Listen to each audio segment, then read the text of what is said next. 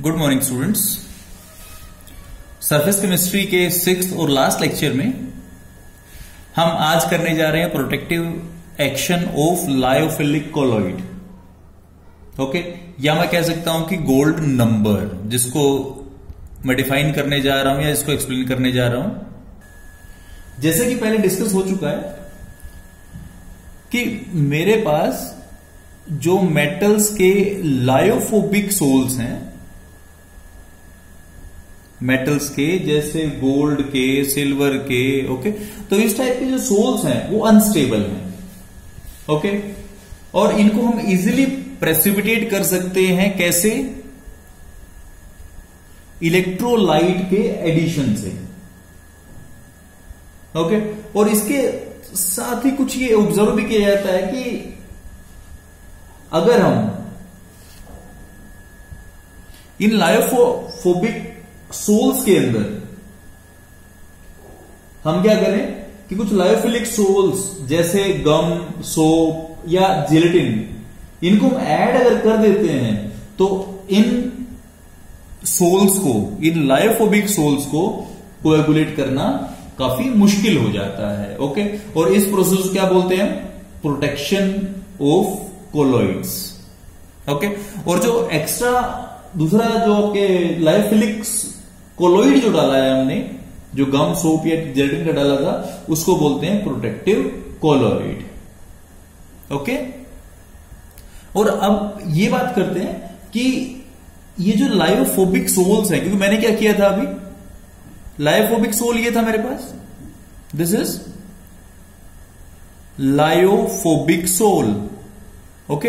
इसके अंदर मैंने क्या किया था? इसके अंदर मैंने लायोफिलिक सोल डाल दिया, लायोफिलिक सोल, और वो क्या हुआ, ये एज्यूम किया जाता है कि लायोफिलिक सोल इसके सरफेस के ऊपर इकट्ठा हो जाता है, ओके। तो इट मींस क्या हुआ कि ये क्या हो गया, प्रोटेक्टिंग कोलॉइड बोल सकता हूं इसको मैं,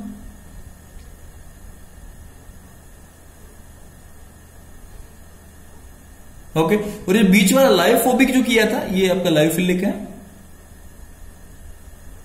ओके। तो बीच वाला जो था ये प्रोटेक्ट हो रहा है, और किससे प्रोटेक्ट हो रहा है? इन लायोफिलिक सोल के पार्टिकल्स से, ओके। पर ये जो एक्सप्लेनेशन है बहुत ज्यादा एविडेंस से सपोर्टेड नहीं है, ओके। क्योंकि होता क्या है कि जो आपके प्रोटेक्टिंग सब्सटेंस या लायोफिलिक, लायोफोबिक जो होते हैं वो नियरली सेम होते हैं, ओके। तो एक ही एक्सप्लेनेशन है, और ये भी मतलब मैं ये कह रहा हूं आधी अधूरी ही है, पूरी कंप्लीट तो ये भी नहीं है, okay.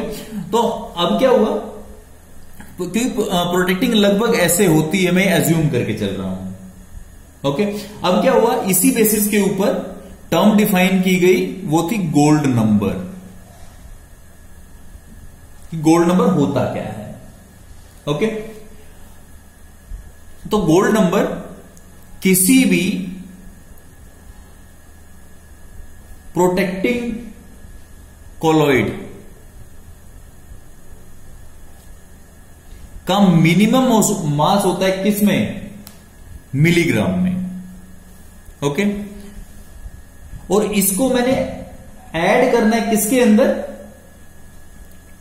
10 ml of standard red gold sol के अंदर, ओके, जिसके अंदर नियरली 0.00532 0.0058% गोल्ड है। इस कंसंट्रेशन का मैंने 10 ml standard red gold sol लिया है, ओके। और इसके अंदर मैंने क्या ऐड करना है? ये प्रोटेक्टिव कोलॉइड मिनिमम मास इन मिलीग्राम्स, ओके, ताकि इस गोल्ड सोल की कोएगुलेशन ना हो जब मैं इसके अंदर 1 ml of 10% NaCl solution rapidly इसके अंदर ऐड कर दूं। ओके, एक बार और कर लेते हैं। मैं प्रोटेक्टिव कोलोइड का मिलीग्राम में मिनिमम कितना mass 10 ml of standard red gold sol के अंदर ऐड कर दूं, जिससे 1 ml ऑफ 10% NaCl अगर मैं इमीडिएटली डालू, रैपिडली डालू इसके अंदर, तो उसकी कोएगुलेशन ना हो। इसको मैं क्या बोलता हूं, उसका गोल्ड नंबर। ओके, और जितना smaller the gold number of protective colloid, okay, उतना ही ज्यादा उसका प्रोटेक्टिव एक्शन होगा।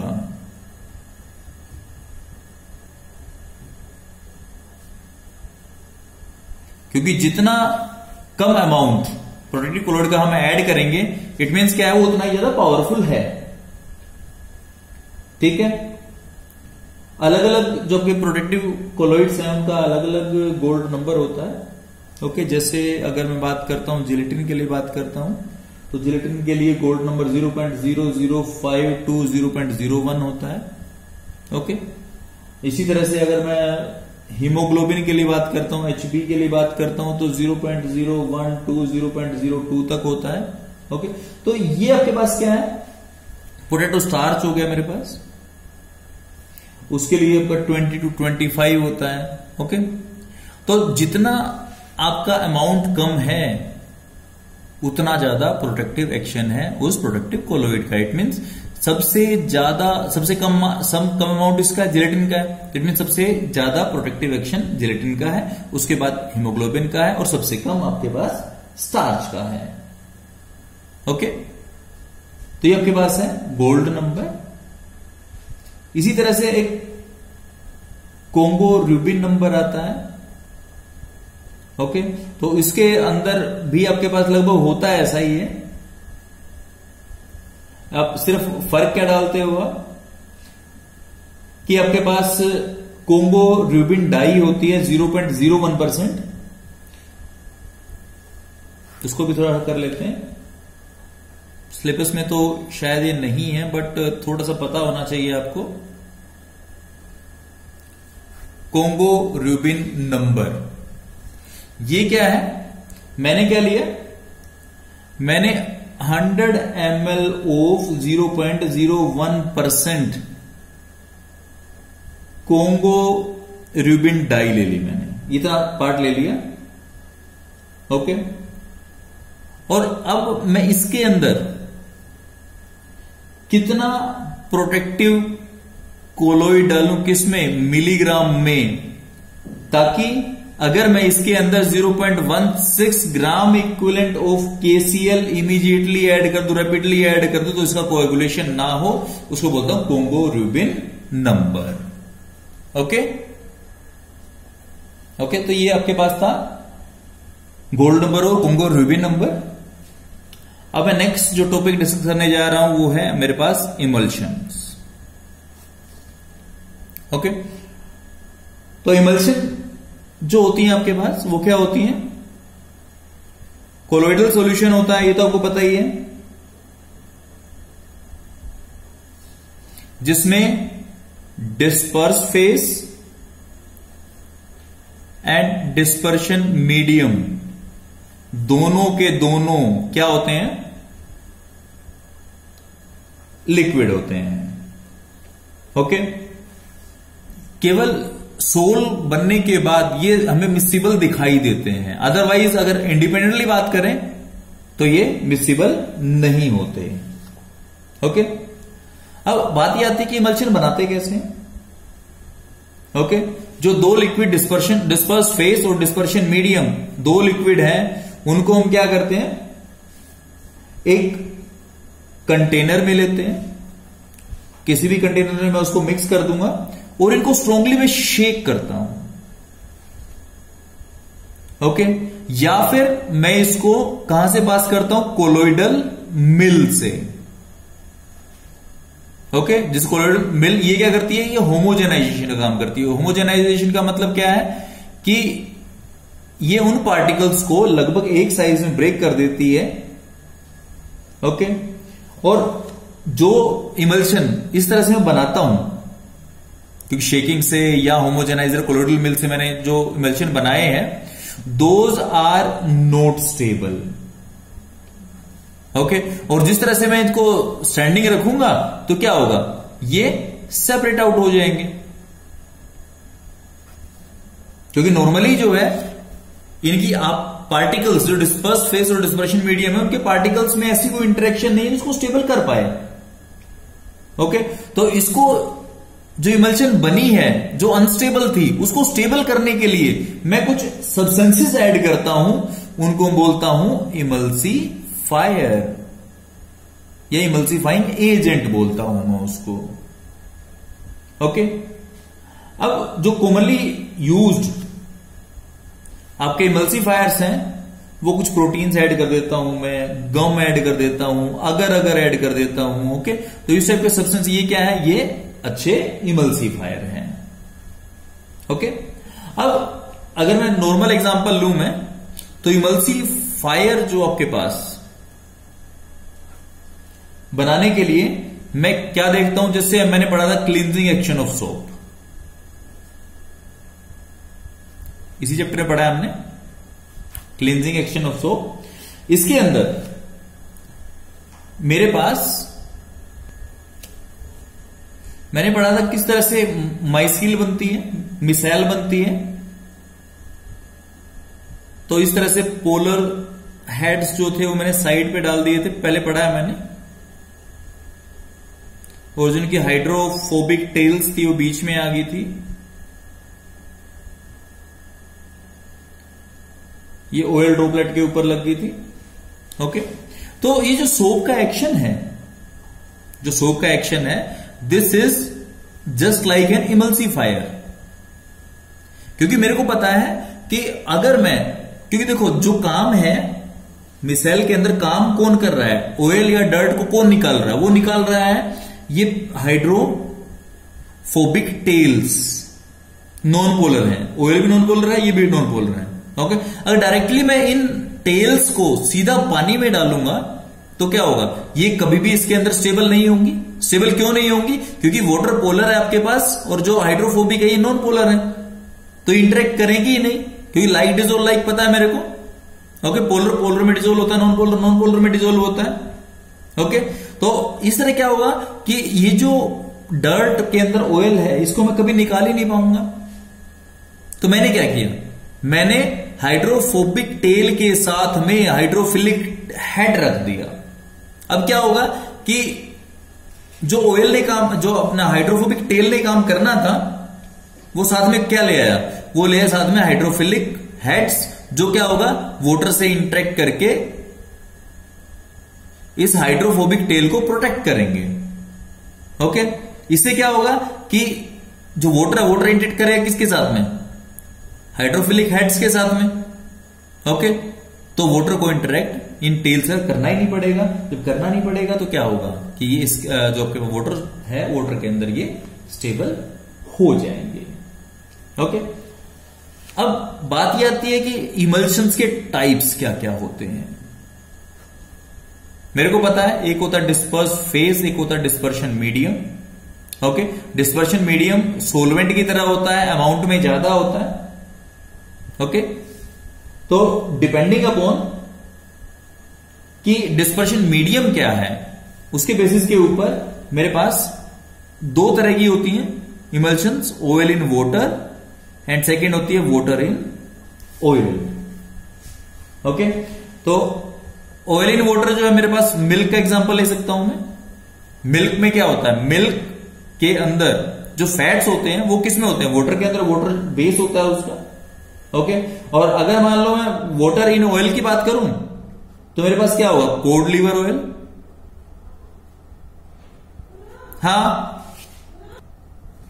अब बात यह आती है कि मैं चेक कैसे करूं कि मेरे पास जो इमल्शन है वो ऑयल इन वाटर है या वाटर इन ऑयल है। ओके, तो उसको चेक करने के लिए मैं क्या करता हूं, पहला मेथड मेरे पास है माइक्रोस्कोपिक मेथड। माइक्रोस्कोपिक मेथड में क्या करता हूं मैं, जो मेरे को इमल्शन दी हुई है उसके अंदर क्या करता हूं मैं, जो इमल्शन गिवन है उसके अंदर मैं कुछ वाटर की ड्रॉप्स ऐड करता हूं। ओके, तो अगर वाटर की ड्रॉप्स कंप्लीटली मिक्स हो जाती हैं तो इट मीन्स क्या है कि मेरे पास जो इमल्शन है ऑयल इन वाटर टाइप। अगर मिक्स नहीं होती तो कौन सा है, water in oil type. Okay, तो ये फर्स्ट मेथड है मेरा माइक्रोस्कोपिक मेथड। ओके, इसके बाद मैं सेकंड मेथड की बात करता हूं, that is conductance method. Okay, मैं क्या करता हूं कि जो इमल्शन गिवन है मेरे को उसके अंदर मैं क्या करता हूं, मैं थोड़ा सा इलेक्ट्रोलाइट ऐड कर देता हूं। ओके, अगर कंडक्शन इंक्रीज हो जाती है it means oil in water है। ओके, अगर कोई चेंज नहीं है कंडक्शन में तो क्या है, वाटर इन ऑयल है। ओके, अब थर्ड जो बात कर रहा हूं वो क्या मेरे पास, डाई मेथड।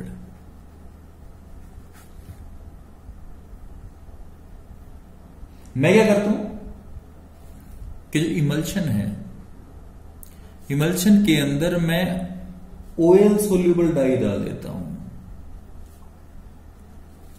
ओके, मैंने क्या किया, इमल्शन ली, इमल्शन के अंदर oil soluble oil based dye या कलर डाल देता हूं। ओके, तो अब क्या होगा, अगर डीप कलर आ जाता है तो क्या है, वाटर इन ऑयल इमल्शन है। अगर डीप कलर नहीं आता तो क्या है, oil in water type emulsion है। ओके, बात कर लेते हैं प्रॉपर्टीज के बारे में, प्रॉपर्टीज ऑफ इमल्शन। फर्स्ट क्या है कि अगर मैं इमल्शन को बॉईल कर दूं या फ्रीज कर दूं, सेंट्रीफ्यूज कर दूं, ओके, या इलेक्ट्रोस्टैटिक प्रेसिपिटेशन कर दूं इसकी मैं। ओके, और इसके लिए मैं क्या करता हूं, प्रेसिपिटेशन के लिए इसके अंदर large amount of electrolyte add कर देता हूं मैं। ओके, इससे क्या होता है कि मेरी इमल्शंस अनस्टेबल हो जाती हैं। ओके, क्योंकि ये सब करते क्या है कि जो इमल्सिफायर होता है, जो इमल्शन को स्टेबल करता है, उसको क्या कर देते हैं, उसको डिस्ट्रक्ट कर देते हैं। और डिस्ट्रक्ट हो जाएगा तो क्या होगा, मेरी जो इमल्शन है वो अनस्टेबल हो जाएगी, और अनस्टेबल होगी तो क्या होगा, उसके जो डिस्पर्स फेस और डिस्पर्शन मीडियम है ये अलग अलग हो जाएंगे, इमल्शन खत्म हो जाएगा। इसको बोलते हैं डी इमल्सिफिकेशन।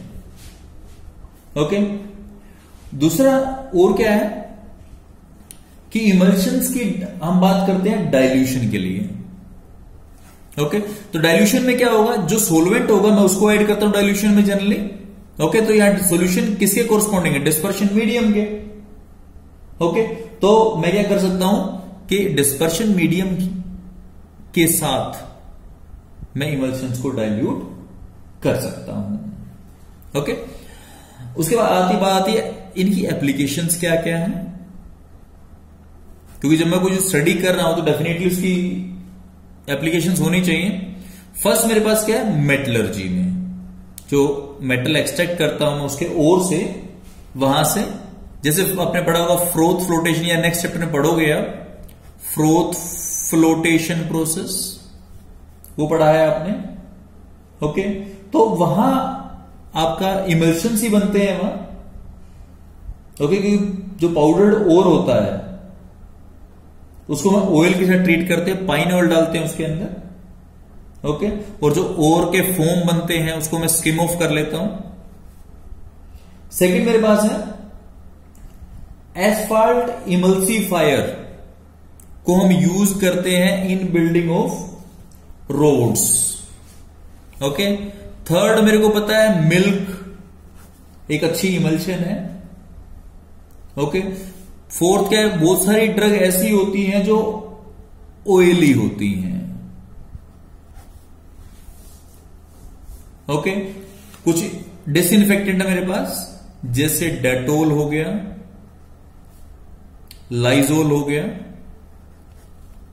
ये ऑयल इन वाटर टाइप मेरे पास इमल्शन है।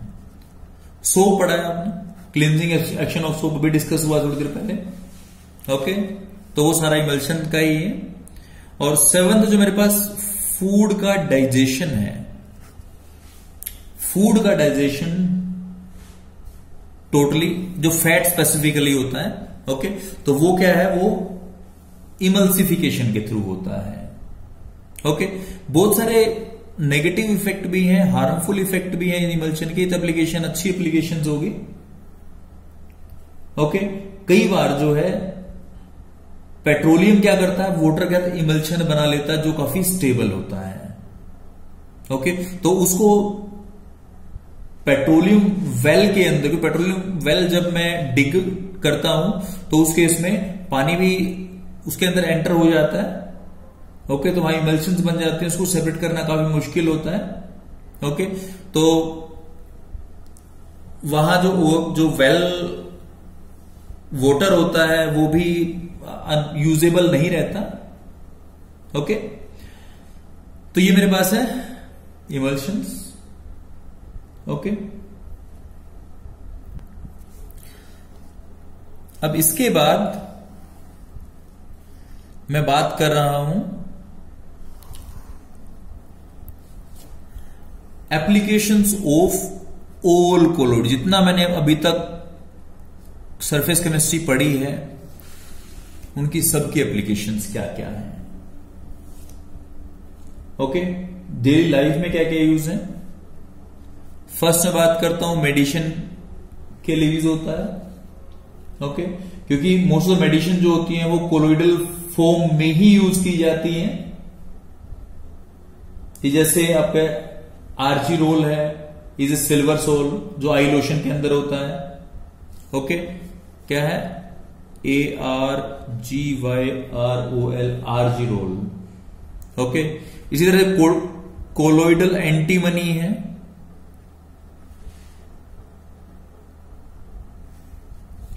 इसका यूज काला अजार के क्योरिंग में होता है। ओके, कोलोइडल गोल्ड है।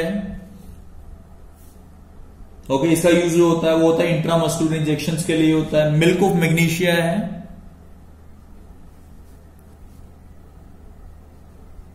ये एंटासिड की तरह यूज होता है। ओके, तो ये बहुत सारे यूज किसमें है, मेडिसिन के अंदर है। सेकंड में अगर बात करता हूं तो फूड आर्टिकल्स,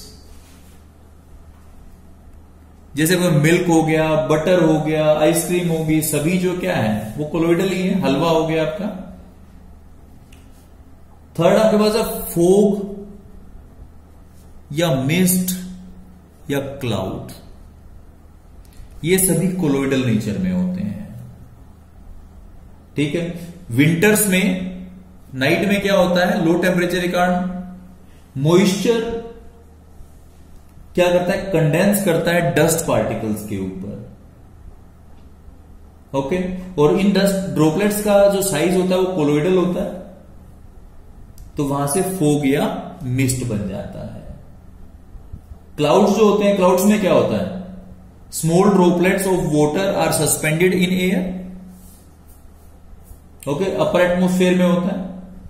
ठीक है, तो फोर्थ, अब आपने सुना होगा कुछ कंट्रीज में आर्टिफिशियल रेन करवाते हैं, क्योंकि आपको पता लगे क्लाउड का नेचर कैसा है, कोलोइडल है। ओके, और उसके अंदर क्या, वाटर सस्पेंडेड इन एयर है, in the upper atmosphere. Okay, तो मैं क्या करता हूं, अगर मैं इस क्लाउड का कोलोइडल नेचर खत्म कर दूं, उसको कोएगुलेट कर दूं, तो क्या होगा, रेन हो जाएगी, और यही नेचर में होता है। ठीक है, तो मैं क्या करता हूं, क्लाउड्स के ऊपर पहले पता करता हूं क्लाउड पॉजिटिव कोलोइड है या नेगेटिव कोलोइड है। ओके, पहले ये पता कर लिया पॉजिटिव नेगेटिव का। अगर पॉजिटिव है तो उसके ऊपर नेगेटिव का स्प्रे कर दूंगा, नेगेटिव है तो उसके ऊपर पॉजिटिव इलेक्ट्रोलाइट का स्प्रे कर दूंगा मैं। ओके, तो इससे क्या होगा, ये जो क्लाउड है, क्लाउड क्या होगा, क्लाउड न्यूट्रलाइज हो जाएगा, और न्यूट्रलाइज हो क्या, कोएगुलेट हो जाएगा, कोएगुलेट होकर क्या होगा, रेन कर देगा। तो आर्टिफिशियल रेन बोलता हूं उसको मैं। ओके, उसके फिफ्थ है फॉर्मेशन ऑफ डेल्टा। डेल्टा सुना होगा आपने। ओके, तो रिवर वाटर जो होती है, रिवर क्या करती है, रिवर अपने साथ में बहुत सारे पॉजिटिव या नेगेटिव डस्ट पार्टिकल्स को या और पार्टिकल्स को कोलोइडल फॉर्म में कहां लेके जाती है, वो लेके जाती है सी के अंदर। अब सी के अंदर क्या है, क्योंकि ये तो कोलोइडल फॉर्म है, कोलोइडल वाटर है। ओके, तो कोलोइडल वाटर क्या होगा, अब यहां सी वाटर के साथ में वो मिलेगी, सी वाटर में क्या, बहुत सारे इलेक्ट्रोलाइट्स हैं, तो इलेक्ट्रोलाइट बहुत सारे हैं, तो क्या करेंगे, वो इस कोलोइडल सोल को क्या करेंगे, प्रेसिपिटेट कर देंगे, और प्रेसिपिटेट करेंगे तो यहां वो बीच में कहीं ना कहीं डिपोजिट होने शुरू हो जाएंगे। Okay, and this is sand and clay particles coagulated यहां, और इसको बोलते हैं हम डेल्टा। ओके, सिक्स्थ में बात करता हूं blue colour of sky.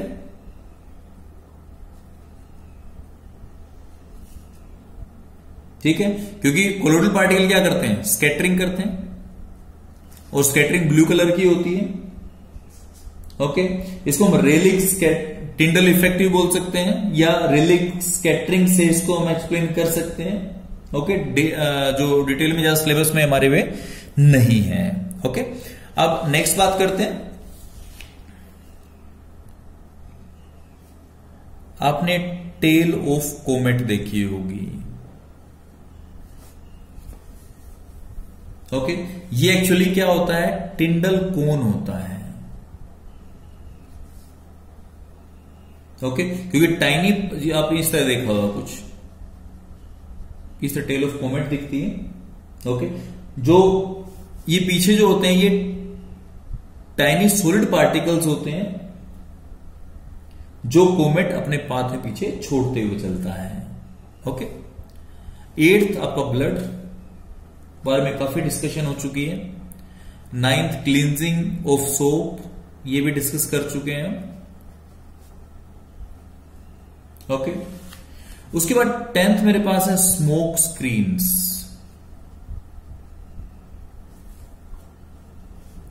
Okay, जब वार वगैरह होते हैं तो उस टाइम क्या होता है, स्मोक की स्क्रीन्स, धुआं बहुत उड़ता है और कुछ भी सराउंडिंग में दिखाई नहीं देता।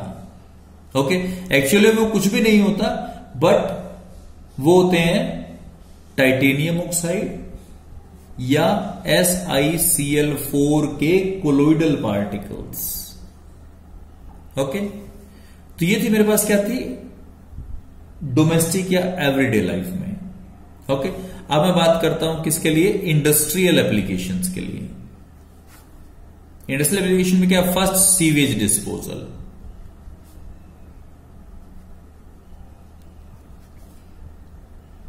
जो मेरे पास सीवेज होता है, सीवेज में क्या होता है, डर्ट होती है, मड होती है। ओके, और वो उसके ऊपर इलेक्ट्रिकल चार्ज होता है। ओके, जब मैं इस सीवेज को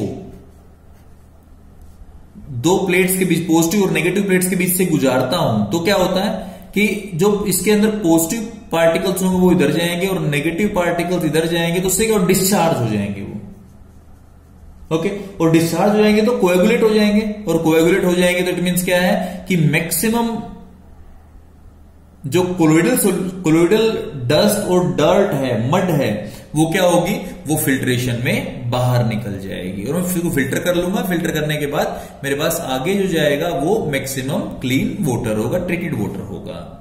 ओके, सेकेंड है प्योरिफिकेशन ऑफ वाटर में।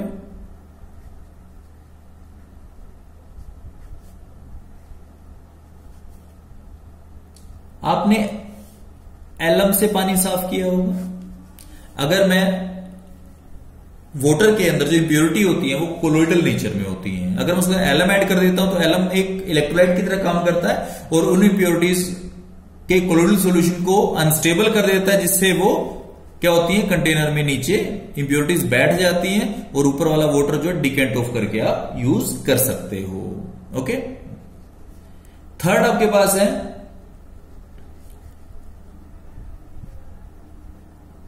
Smoke precipitation. ओके,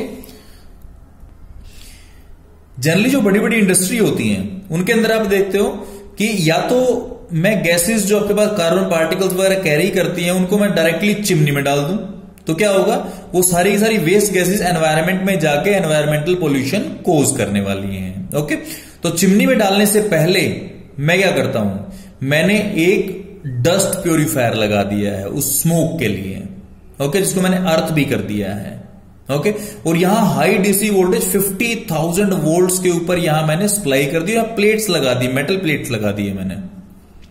ओके, अब क्या होगा कि जो gases carrying dust and carbon particles जो कोलोइडल नेचर में है और अपना एक स्पेसिफिक चार्ज कैरी करती हैं, ओके, तो वो क्या करेंगे, मैं पास कर दूंगा कहां से, इसके थ्रू पास होगा। पहले पास होने के बाद क्या होगा कि क्योंकि डीसी वोल्टेज मैंने इतनी हाई वोल्टेज अप्लाई कर रखी है, तो जो चार्ज न्यूट्रलाइज हो जाएगा। न्यूट्रलाइज होगा तो उसके इसमें क्या होगा कि जो डस्ट पार्टिकल, कार्बन के पार्टिकल जो होंगे वो क्या करेंगे, इस सेपरेटर के अंदर प्लेट्स के ऊपर, इलेक्ट्रोड्स के ऊपर स्टिक हो जाएंगे, और स्टिक हो जाएंगे मींस क्या होगा, वो सॉलिड फॉर्म में आ जाएंगे। ओके, और जो रिमेनिंग गैस है वो क्या करेगी, वो पास हो जाएगी चिमनी के अंदर और एनवायरमेंट में चली जाएगी, कोजिंग वेरी लेस पोल्यूशन।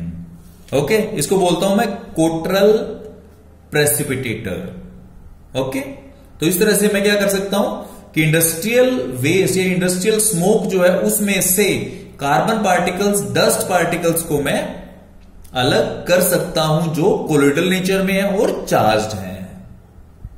उसके मेरे पास है फोटोग्राफी।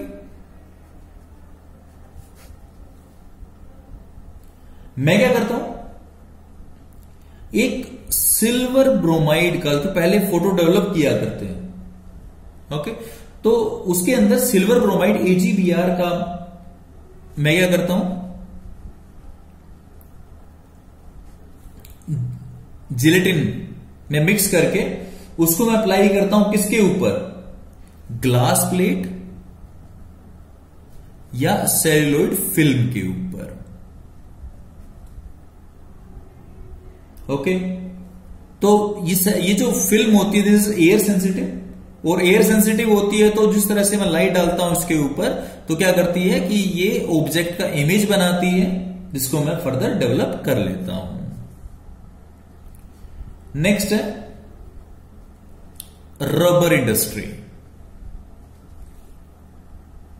आपने लेटेक्स सुना होगा, latex is a colloidal solution of negatively charge rubber particles. Okay, और लेटेक्स से रबर को कैसे निकालते हैं, कोएगुलेशन से। लेटेक्स से रबर मिलता है हमें कैसे,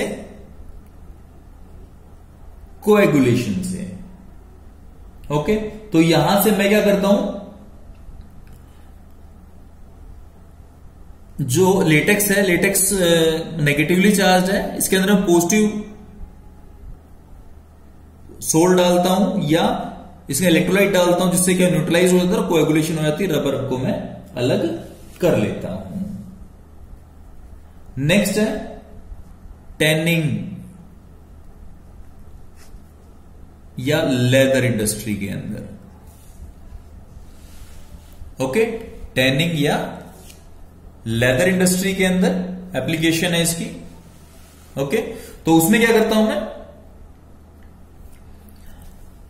टैनिंग क्या होती है, हार्डनिंग ऑफ लेदर। ओके, और ये अप्लाई होता है एनिमल्स की स्किन को उनकी मसल से अलग करने के लिए। तो इसके लिए मैं जो यूज करता हूं वो यूज करता हूं टैनिन।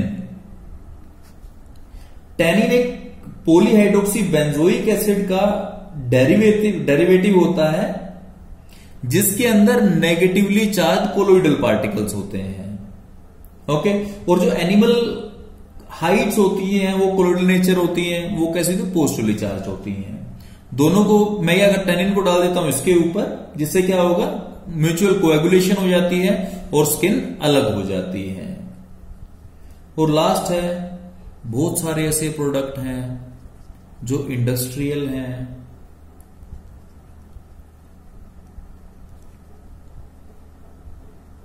और कोलोइडल भी हैं। ओके, फॉर एग्जांपल इंक हो जाती है, पेंट हो जाता है,